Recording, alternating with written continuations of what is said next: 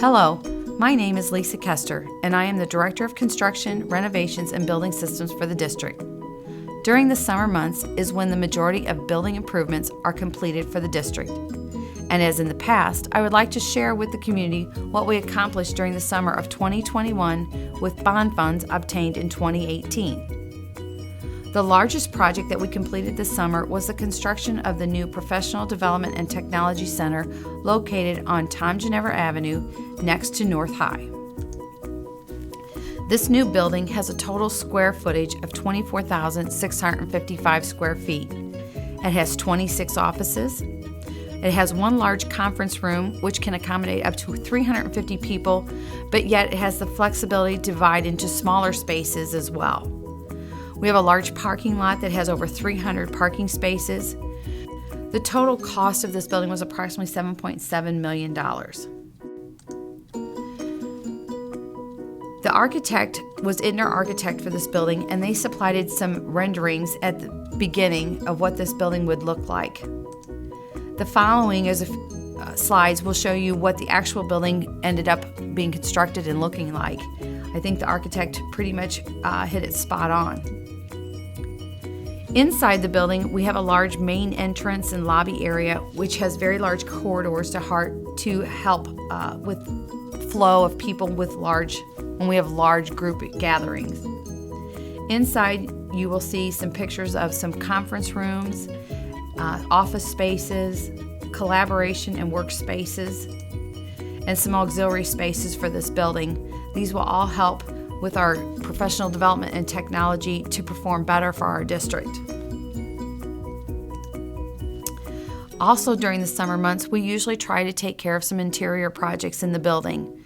This year, our interior renovations were performed at Jail Mud Elementary, Forest Park Elementary, and Progress South Elementary. A total cost of $160,700 was spent. At Jail Mud Elementary, the renovations that were completed occurred in corridors, restrooms, and the library, and they consisted of painting, new flooring, ceiling tile, and some staining of some wood doors.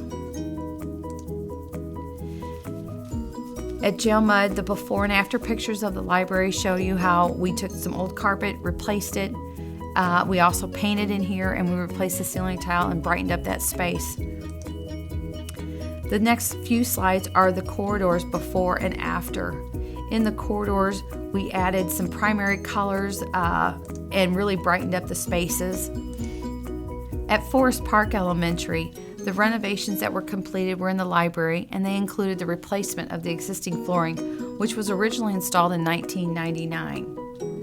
The next few slides, you will see the before and after of this area. Progress South Elementary. Renovations were completed in the north, south, and east pods and the library. The renovations included replacing flooring in the pods and in the library. The next few slides you're going to see are before and after of the pods. In these pods, the existing carpet was on each side with a VCT corridor in between, and the pods were really showing a lot of wear. What we did is we took out most of the carpet, but yet left large areas of carpet for the kids to still collaborate with the teachers. And then what we did is we took each pod and we gave it a color. This also helps identify the pods by color and by name. At Progress South, we also replaced the library carpet. It was really starting to show some wear and needed some updating. So you'll see some before and after pictures of that as well.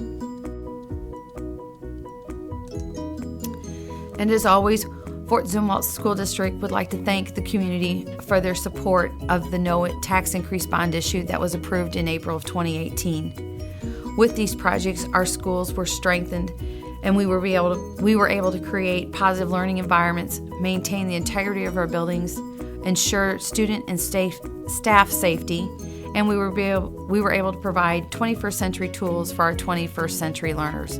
Again, thank you for all your support.